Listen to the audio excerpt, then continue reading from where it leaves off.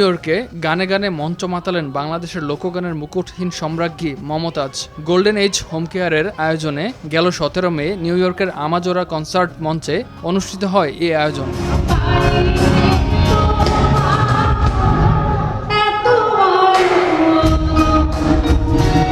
শিল্পী রানু নেওয়াজের গান পরিবেশনের মধ্য দিয়ে শুরু হয় কনসার্ট।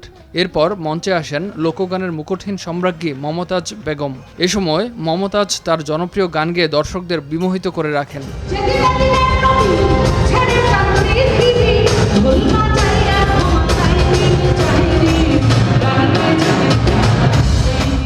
গোল্ডেন এজ হোম কেয়ারের কর্ণধার এবং সাপ্তাহিক আজকালের সম্পাদক শাহ নেওয়াজের উপস্থাপনায় অনুষ্ঠানে শুভেচ্ছা বক্তব্য দেন নিউ ইয়র্কের বাংলাদেশ কনসুলেটের কনসাল জেনারেল নাজমুল হুদা।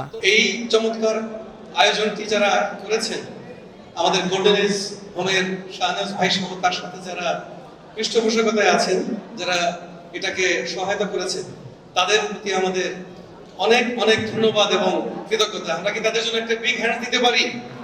তাদের এই সৌজন্যে আমরা চমৎকার একটি অনুষ্ঠানে আজকে উপস্থিত হতে পেরেছি।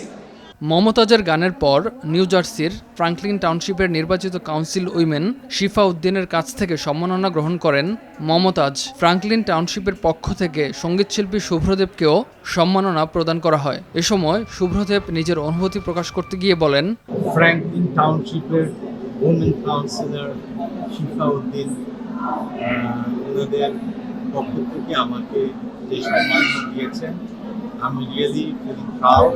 গোল্ডেন এজ হোম কেয়ারের কর্ণধার এবং সাপ্তাহিক আজকালের সম্পাদক শাহ নেওয়াজ বলেন, প্রবাসী সঙ্গীতের নান্দনিক ধারাকে অব্যাহত রাখতে আজকের এই পরিবেশনা।